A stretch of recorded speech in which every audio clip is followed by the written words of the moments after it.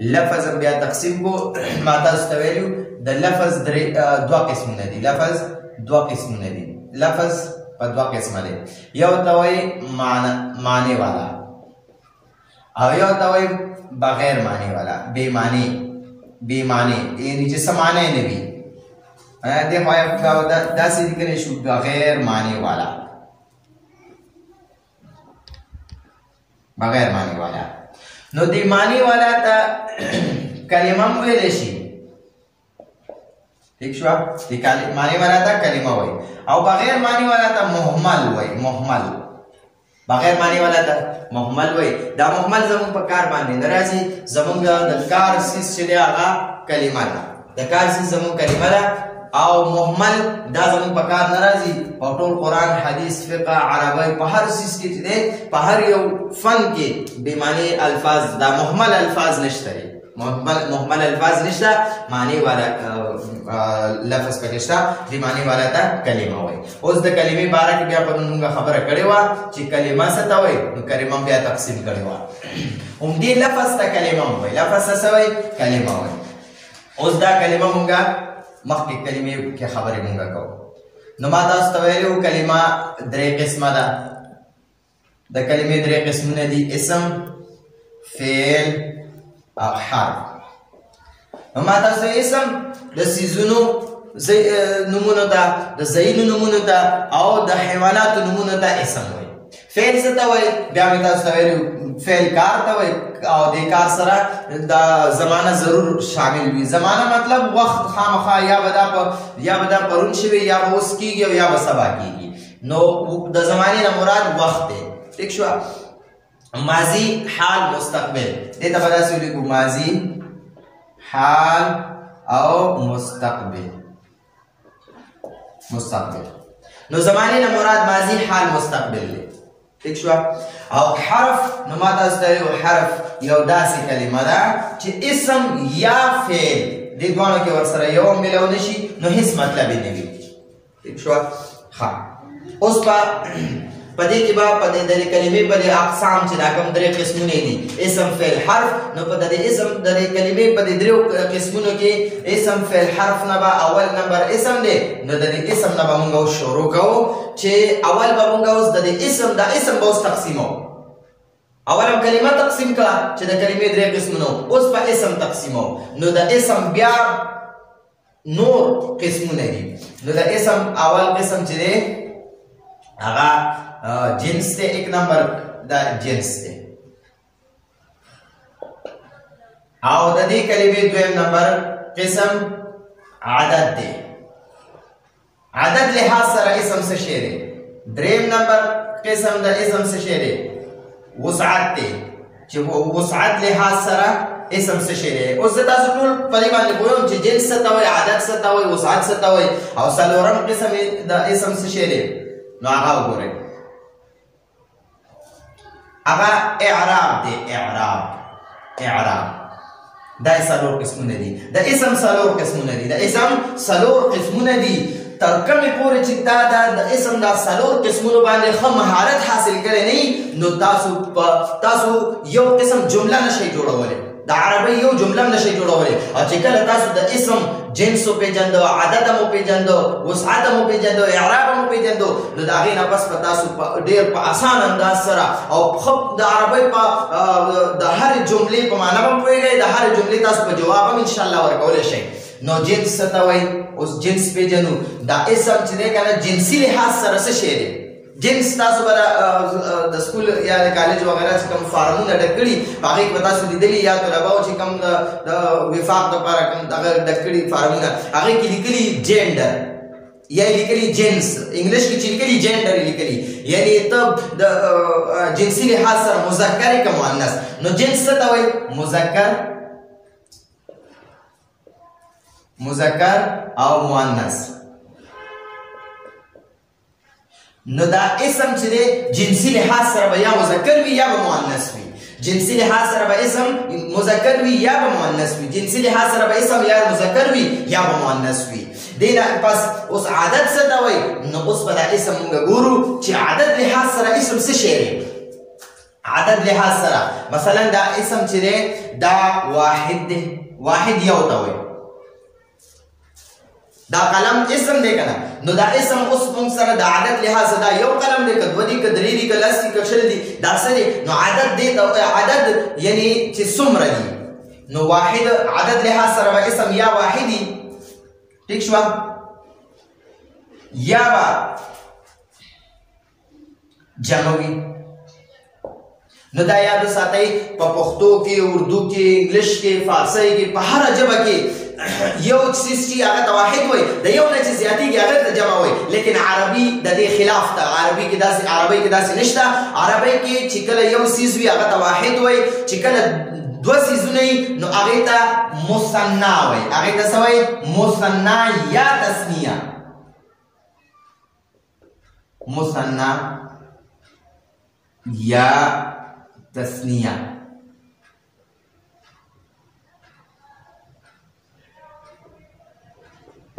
مثنا یا تثنیه او چې د دوه نه زیاتېږي هغې ته جمع وایي په عربۍ کې یو ته واحد وایي دوو ته چې دی هغې ته مثنا یا تثنیه وایي مثنا یا تثنیه وایي مثنا اصل کې دوو ته مثنا وایي او دا تثنیه څه ته وایي نو انشاءالله هغه به تاسو بیا مخکې درس کې تاسو وپېژنئ انشاءالله او جمع چې د دوه نه زیاتېږي هغې ته جمع وایي دریو ته هم جمع وایي لسو ته هم جمع وایي او پنځوسو ته هم جمع وایي یو لاکو ته هم جمع وایي خو د دوه نه چې زیاتېږي هغه ټول بیا جمع کې راځي ٹھیک شوه ها وسعت څه ته وایي ها د اسم هم دوه قسمونه زده کړه اسم به جنسي لحاظ سره یا به مذکري وي یا به مؤنث وي دا اسم چې کوم دی اسم اوس مونږ اسم وایو اسم جنسي لحاظ سره یا به دا اسم د مذکر اسم وي یا به د مؤنث اسم وي ٹھیک شو ها عدد لحاظ سره به دا اسم یا واحد وي یا به د دوه کسانو نومونه یا به د ډېرو کسانو نومونه ها وسعت څه ته وایي وسعت نو وسعت چې دی که نه دا نکره او معرفه دا اسم نکره دی او که معرفه نکره عام ته وایي عام څیز ته نکره وایي اوس چې دی کتاب نوم دی واخیستو نو کتاب په دنیا کې ټول دا څومره چې دي دا ټول کتابونه دي او که نه په دې کې دی د یو کتاب نوم واخیسته چې قرآن پاک نو دا اوس معرفه شو نو خاص نومونو ته خاص ځایونو ته او خاص څیزونو ته چې کوم نومونه یې هغې ته معرفه وایي او عام څیزونه عام ځایونه همونږ په دې سکولونو په دویم درېیم او پنځم او شپږم کلاسونو کې نکره معرفه ویلې وه چې عام څیزونو ته څه وایي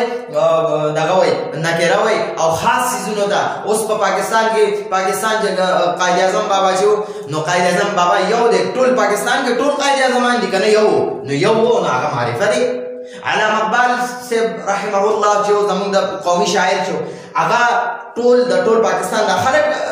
علامه اقبال دي که نه صرف یو علامه اقبال پکې و نو خاص سړي نوم دی د خاص کس نوم و ډېر د خاص الخاص کس و د پاکستان شاعر و ډېر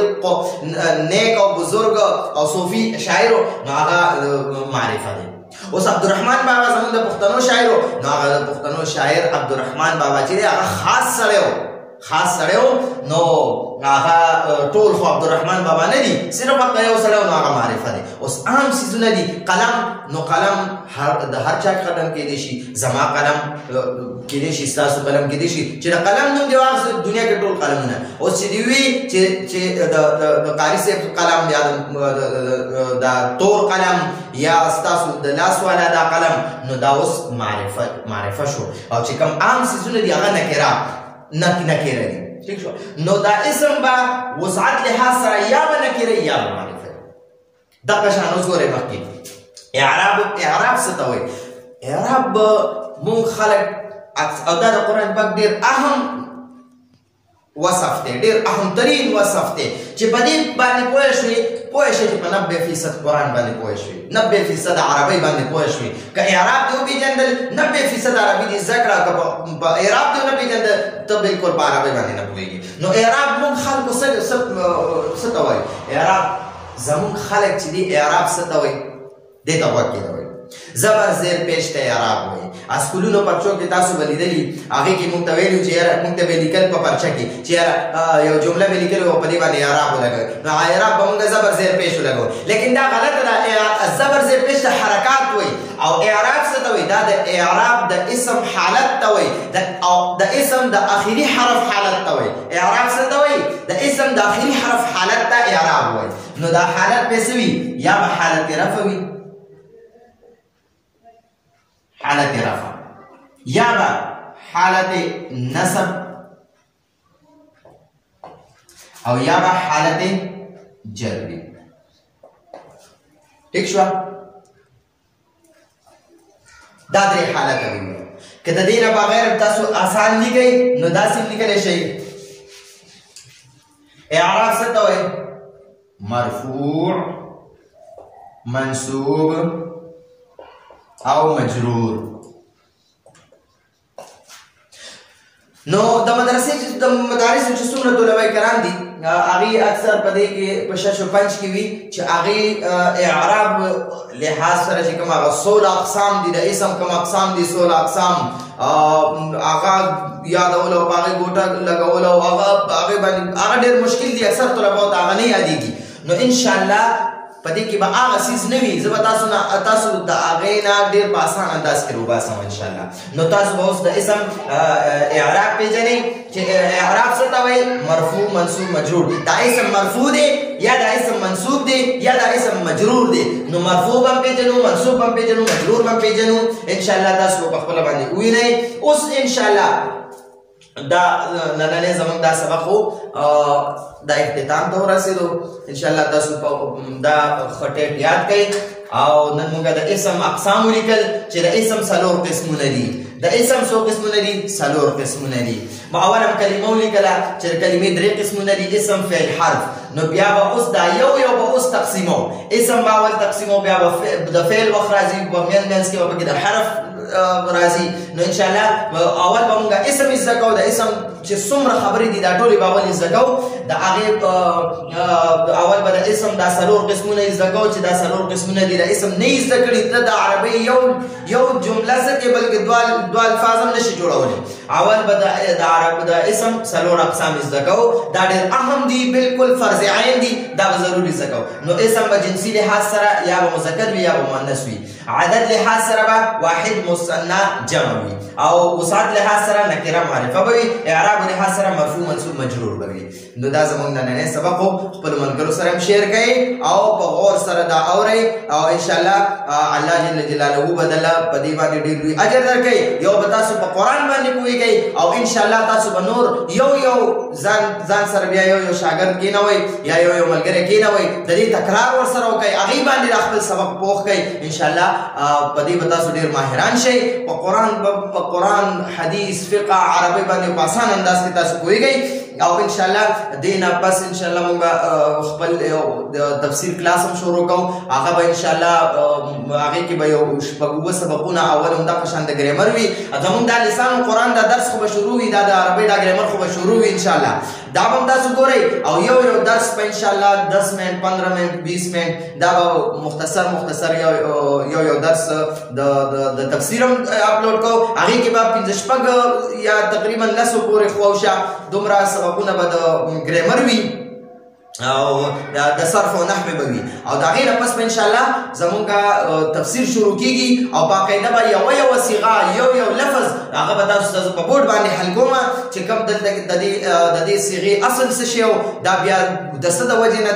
دې حالت ته راوړې ده بیا ولې په دې کې دا کمیو شو دا ولې دې داسې حذف شو انشاءالله دې ټول باندې به تاسو ډېر په اسانه باندې پوهېږئ او دغه تفسیر چې تاسو ته یو ځل یاد شو انشاءالله دا د کالج یونیورسټۍ او څومره د مدرسې چې کوم دا طلبا دي د هغې دپاره یو بهترین چانس دی بهترینه موقع ده ښه فایده ترې واخلئ نورو ملګرو سره شیر کړئ او دا یو لوی کار خیر دی په دې کې چې انشاءالله زموږ دا درسونه اپلوډ کېږي خلکو ته به دې فایده رسېږي څومره باطل پرست خلک چې دي قادیانیان دي نور څومره غیر مذهب خلک دي د اسلام بدنامولو کوشش کوي یا د نور داسې مواد راوباسي چې په هغې باندې زموږ د عوام غریبانان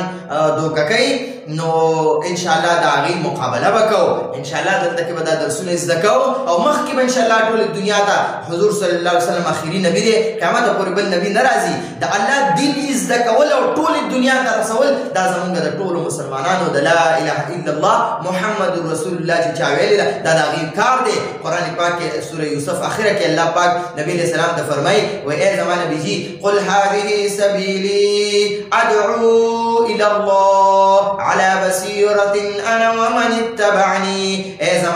زمانه نبی تدي خلق ته وایا هذه سبيلي دا زما لار دا د الله دین زده کول ټول دنیا ته رسول هذه سبيلي ادعو الى الله طرف ته خلق راولم انا دا زمان کار دی ومن اتبعني چا چې زما اتباع کړی دا کلمه ویلې لا اله الا الله محمد رسول الله ویلې دا عظیم کار دی د الله دین زده کول ټول دنیا ته رسول ان شاء الله دا زموږ استاد کار دی دا به زده کول ټول دنیا ته ورسو هذا هو المرام والله أعلم بحقيقة الكلام سبحان ربك رب العزة عما يصفون وسلام على المرسلين والحمد لله رب العالمين